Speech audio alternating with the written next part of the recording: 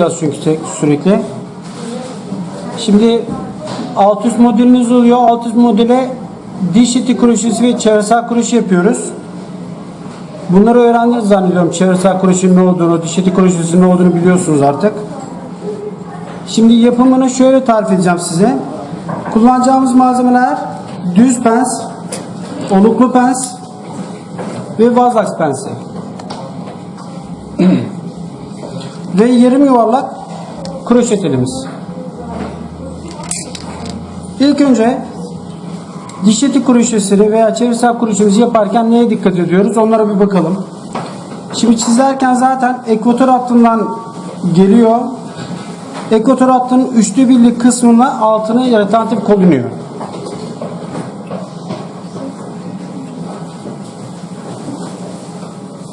Herkes ilk önce bu çizimleri yapacak. Ondan sonra işlemine başlayacak. Çizimlerinizi yaptıktan sonra hocalarınıza gösteriyorsunuz. Şimdi ne yaptık? Meziyal tarafa geldik. Meziyal tarafta dişin kontak bölgesine kadar geldi kroşe. Ve ondan sonra dik aşağı indi. Görüyorsunuz değil mi? Dik aşağı indi. Ve mukozada kret tepesinden devam etti kol.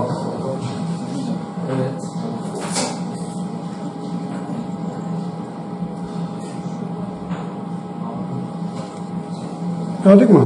Şimdi kroşe telimizi alıyoruz. Vazlaks pensilin şurada bir yuvası vardır kesmek için. Yaklaşık 8-10 santim boyunda bir tel parçası kesin.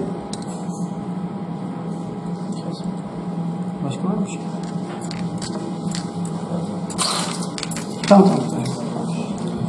Kestik. Telimiz arkadaşlar görüyorsunuz yamuk. İlk önce yapacağınız işlem bunu düzeltmek. Düzeltiyorsunuz ve masanın üstüne koyduğunuzda düz duracak şekilde olacak. Hiçbir şekilde eğri olmayacak.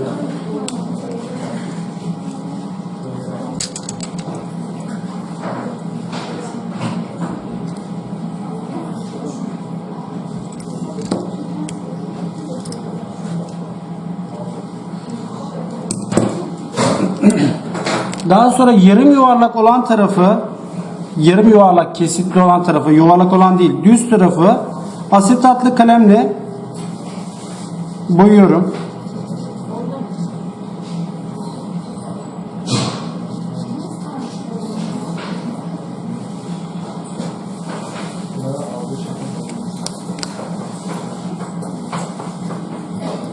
Şimdi geldik büküme. Şimdi bükerken şuna dikkat ediyorsunuz arkadaşlar. Bu boyanmış taraf dişe ve mukozaya bakacak şekilde olacak. Kesinlikle siyah tarafı kesinlikle görmeyeceksiniz. Eğer yaptıktan sonra siyah kısım görünüyorsa hata yaptınız demektir. Şimdi biraz penslerden bahsedeyim. Biraz penslerden bahsediyorum. Şimdi pens kullanırken şuna dikkat ediyorsunuz. Pensinizin, vazlaks pensinizin özellikle şurada biraz yaklaşabilir miyiz? Bir oluğu var, gördünüz mü? Bakın burada oluk var. Bu teli tutacağımız bölgedir ve tam karşılıkta gelmek zorunda. Bakın teli yan tutmuyorum. Bakın böyle değil. Dik olacak şekilde tutuyorum. Anladınız mı? Bakın siyah taraf.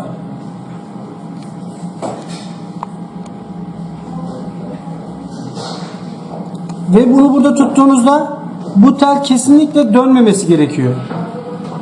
Buradaki yuvalar varsa vazlaks pensilinizde, eğer karşılıklıysa bir sıkıntı olmaz. Eğer siz bunu burada tutamıyorsanız bu kroşeyi bükemezsiniz. Onu söyleyeyim. Baştan söyleyeyim yani.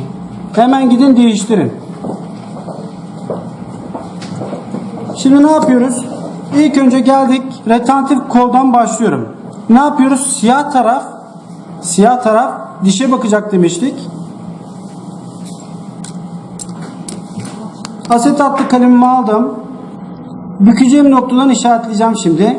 Kolu görüyorsunuz. Kolun başlangıcından dönüşe kadar olan kısmı işaretleyeceğim.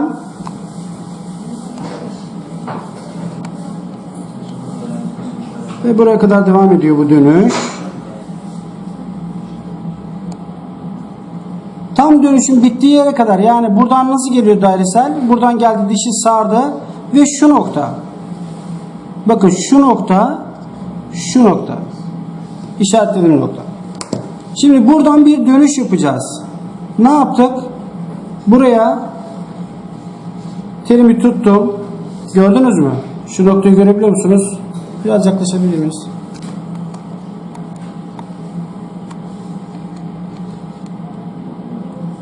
Bakın. Tam işaretlediğim noktayı şu pensin ağzının tam kenar kısmına getirdim. Ne yapıyorsunuz? Modele doğru bakıyor pensiniz ve siyah kısım.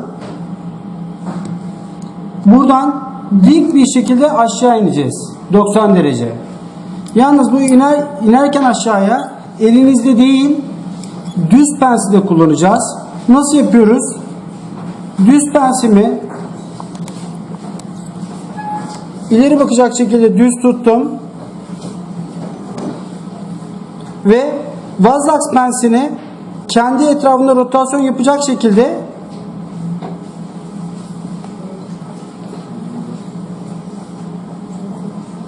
büktüm. Yaklaşık 70 derece falan olsun arkadaşlar. Çünkü buradaki iniş daha fazla aşağı 90 dereceden. Gördünüz mü inişi? Ve bu hareketi yaptıktan sonra masa üstüne koyduğunuz zaman kesinlikle teliniz oturuyor olması gerekiyor. Eğer burada havaya kalkan kısımlar varsa bu iş olmadı demektir. Orayı düzeltin. Birinci dönüşü yaptık. Şu işaretlediğim noktaydı. Şimdi buradan aşağı ne yapacağız? Bir dik ineceğiz. Ne kadar ineceğiz? Boyunu ölçmek için şu başlangıcımızdı bizim. Bunu tam ters tutuyorum ve boyunu işaretliyorum. Biraz da tam bittiği yerden o işaret. Evet.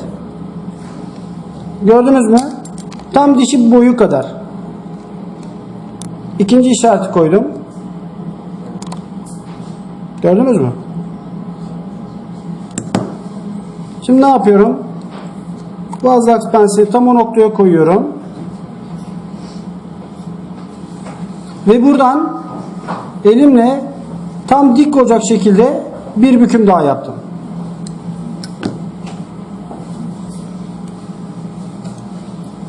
Şimdi buradan fazlalığımı keseceğim.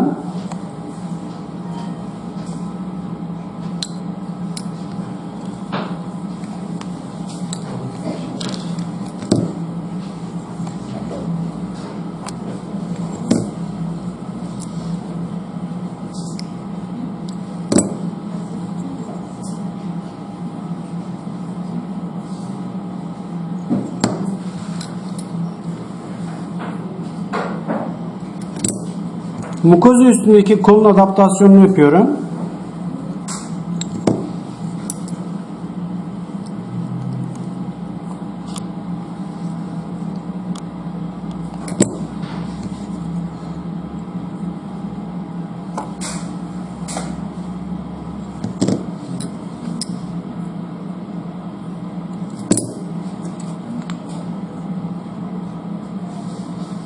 Bakın, mukoza üstünde gördünüz mü? Ve dişin meziyal tarafındaki adaptasyona bakın.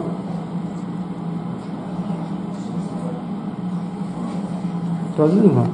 Şimdi geriye ne kaldı? Buradaki kolu, retentif kolu bu tarafa sarmak kaldı. Şimdi sararken şuna dikkat ediyorsunuz. Burada bir yay çiziyor arkadaşlar. U şeklinde. Bizim buradaki kolumuz düz. Bunu da U şeklinde yapmak için şurada Vazlaks pensilin bir oluğu vardır. Şuradaki yuva. Bu oluğa getiriyorsunuz, koyuyorsunuz. Çok küçük bir şekilde sıkıyorsunuz. Ve sonuna doğru hareket ediyorsunuz. Sıkarak.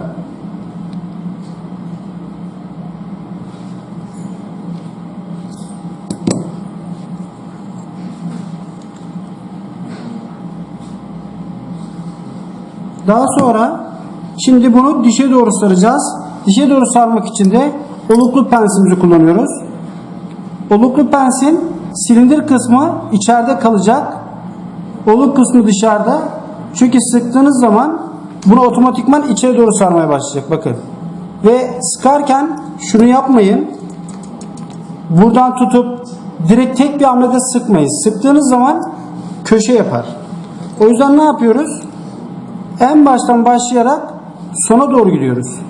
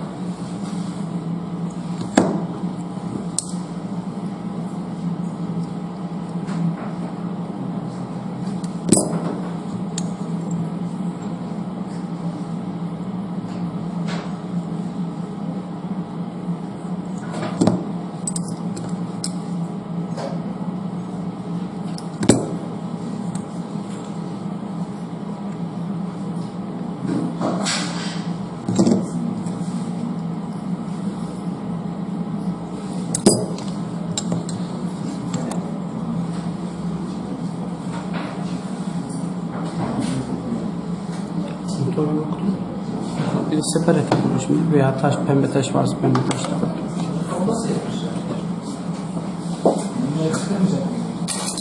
Gördük mü arkadaşlar? Bakın. Dişi sardık. Burada kolda adaptasyon var. Gördünüz mü? Ve dişe tam oturuyor mezyalden. Bakın. Ve burada da dişimizi sardık. Ve burada uzun bir kısım kaldı. Burayı da keseceğiz. Motorunuzu çıkaracaksınız. Taşla kesebilirsiniz zaten onu.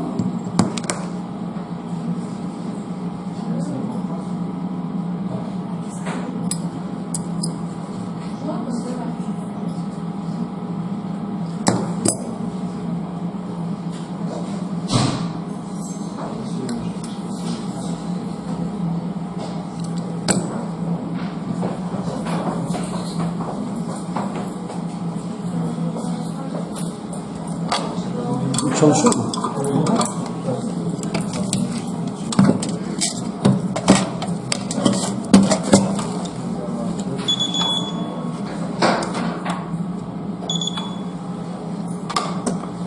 Taş yoktu değil mi? Pembe taş.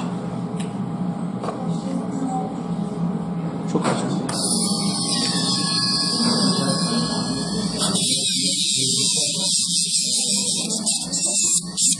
Burayı keserken pembe taş da kesin. Bu separedir. Separeyle kesmeyin şimdilik siz. Pembe taşlar var. Pembe taşlarla alttan yukarı doğru uç kısmı sivrilecek şekilde olacak. Gördünüz mü?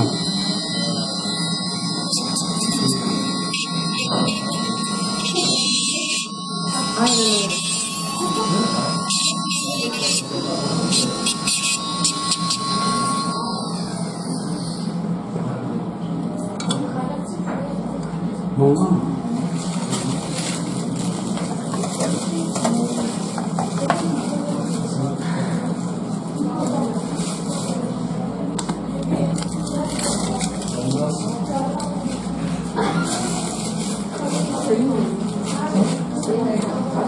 Çünkü sadece sabitleyeceğim zaten.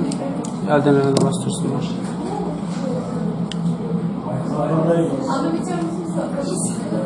Zaten şu kadar çabuk ısınması var.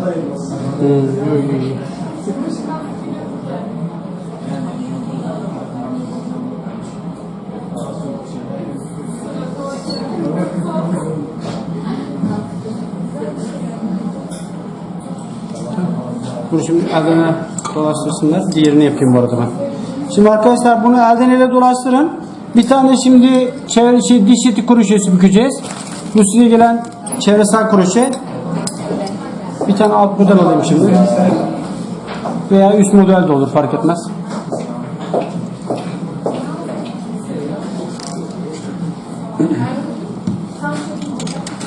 Şimdi çevresel kroşede ise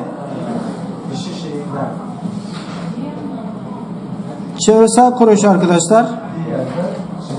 Çevresel kroşe size geldi. Şimdi diş eti kroşesi yapıyoruz. Zaten diş eti kroşesi adı üstünde diş etine yakın olan bir kroşedir. Kol, dikey kol geldi. Frenumdan her zaman uzak duracaksınız. Ve tekrar yatay kol ve tekrardan bu kozun üstüne olan dikey kol. Ve bu kolda şuna dikkat ediyorsunuz. Bu dönüşler hepsi 90 derece.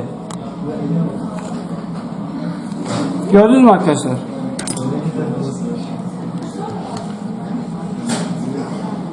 Şimdi o çevresel kroşeye bakın, size gelen çevresel kroşeye fotoğrafını da çekebilirsiniz. Siyahta görünen hiçbir yer yok. Hepsi dişe ve mukozaya bakıyor.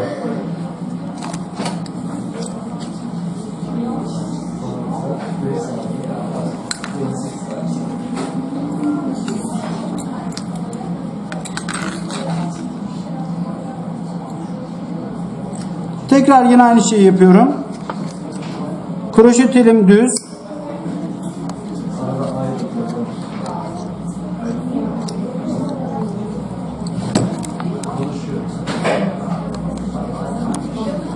Tekrardan yarım yuvarlak tarafı düz olan tarafını boyuyorum.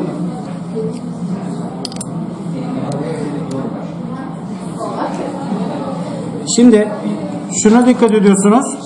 İlk önce düz bir parça, daha sonra dik bir şekilde aşağı inecek, sonra yatay kol dik ve tekrar yukarı çıkan bir dik kol olacak. Şimdi ne yapıyorum? Şuradan işaretliyorum boyunu.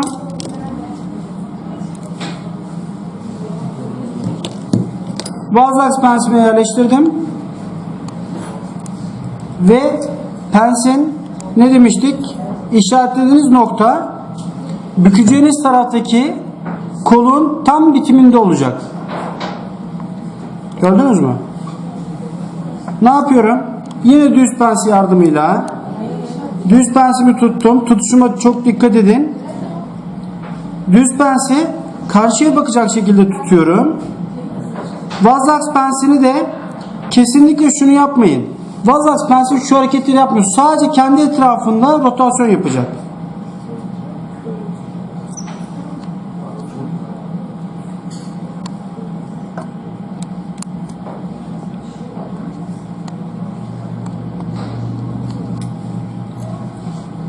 Tamam mı arkadaşlar? Ve yine masaya koyduğum zaman düz duracak. Şimdi ikinciye geçtik. Aşağıdaki dikey kolun başlangıcını işaretledim. Tekrar vazlaks pensili tuttum.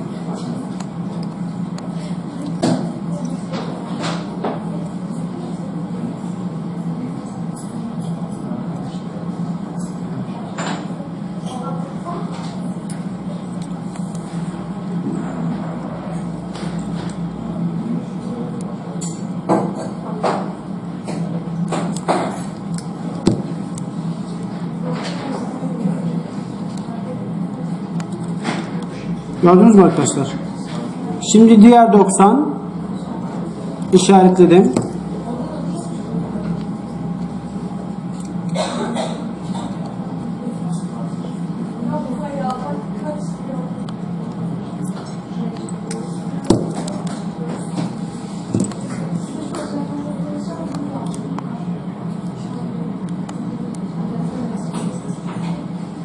Gördünüz mü? Hep çizdiğim çizgiler oturuyor. Şimdi ne yapacağız? Şuradan fazlalığını keseceğim ve adaptasyonlarını yapacağım.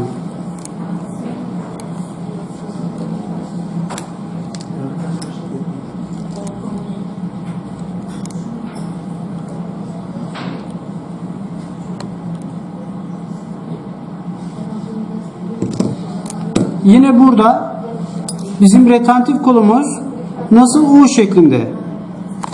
Bizdeki nasıl? Şu anda düz. Ne yapacağız? Şimdi düz pensimi alıyorum. Buraya iyi dikkat edin. Düz pensimi aldım, tuttum. Oluklu pensimle çok yavaş bir şekilde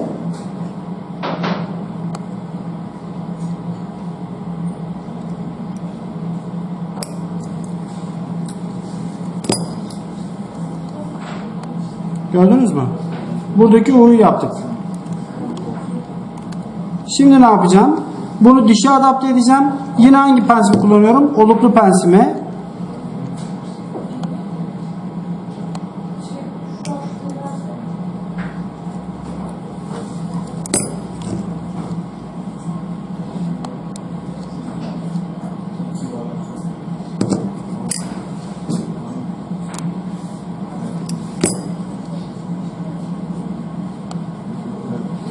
Ve burayı da mukozun üstüne.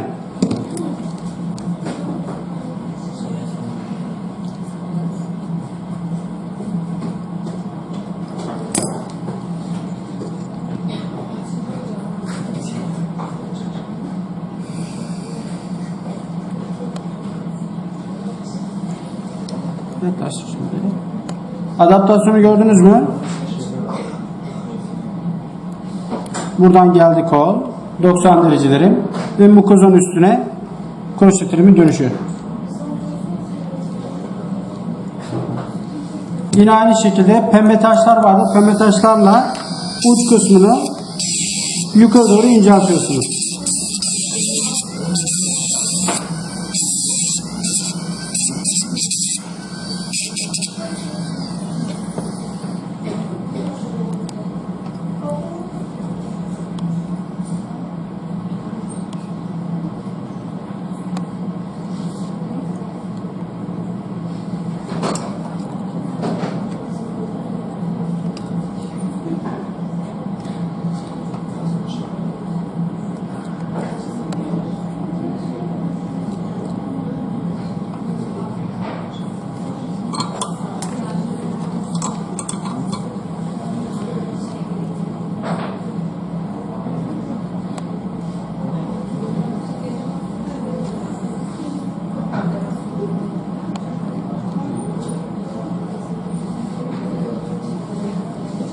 Tamam arkadaşlar. Şimdi bu da geliyor.